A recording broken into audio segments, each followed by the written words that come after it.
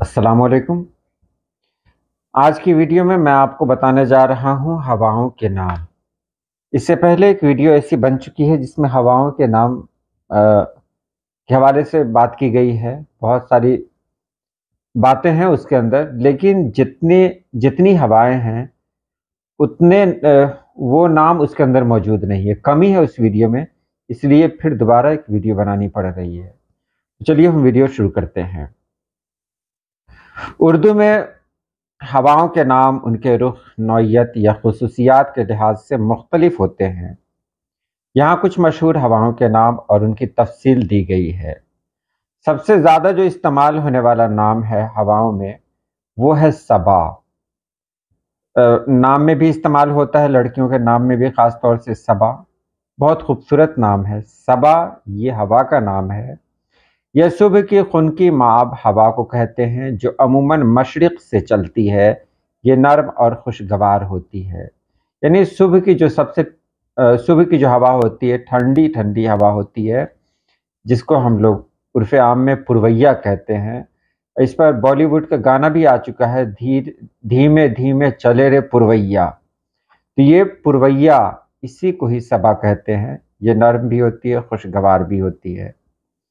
اس کے بعد ایک ہوا ہے جس کو کہتے ہیں شمال، صرف شمالی کہیں، یعنی اتر سے چلنے والی ہوائیں جو ہوتی ہیں ان کو شمالی ہوا کہتے ہیں، ہم لوگ اتری ہوا کہتے ہیں۔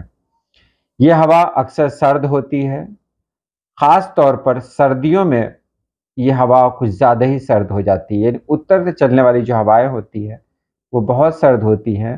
یہ میں ہندوستان اور پاکستان کے پس منظر میں بیان کر رہا ہوں۔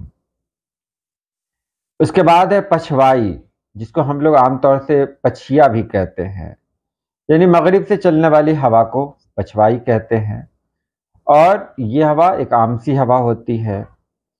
اس کے بعد ہے دوبور، یہ بھی پچھم کی طرف سے چلنے والی ایک ہوا ہے، اور یہ کبھی کبھی پچھیا کے مترادف استعمال ہوتی ہے، لیکن اس میں تھوڑا فرق ہے۔ پچھیا میں جو پچھیا ہوا جس کو کہتے ہیں، یعنی پچھوائی کہتے ہیں، وہ ہوا تھوڑی تیز ہوتی ہے، جبکہ دوبور اتنی تیز نہیں ہوتی۔ لو بھی ہوا کا ایک نام ہے، یعنی گرمی میں چلنے والی گرم اور خشک ہوا جو شمالی ہندوستان اور پاکستان میں عام ہے۔ آج کل کا جو موسم ہے اس میں جو گرم ہوائیں چلتی ہیں، لو لگتی بھی ہے، تو گرم ہوا جو گرمی کے موسم میں چلتی ہے اسے لو کہتے ہیں۔ لو ایک اچھی ہوا نہیں ہے، اس سے بچنے کے لیے کہا جاتا ہے، کیونکہ جس سے لو لگ جائے اس کے ساتھ مصیبت ہو جاتی ہے۔ اس کے بعد بات آتی ہے سموم۔ سموم کہتے ہیں شدید گرم اور خشک صحرائی ہوا جو اکثر گرمیوں میں چلتی ہے۔ اب سموم یہ بھی گرم ہوا ہوتی ہے، صحرائی ہوا ہوتی ہے، گرمی میں چلتی ہے۔ اب لو سے یہ اس لیے الگ ہے کہ لو کا مطلب ہی ہے ہمارے لیے خطرہ، جبکہ سموم ہے وہ ہمارے لیے اتنا خطرہ پیدا نہیں کرتی ہے۔ اس کے بعد ہے جھکر، اور اسی کو کہتے ہیں باد سرسر۔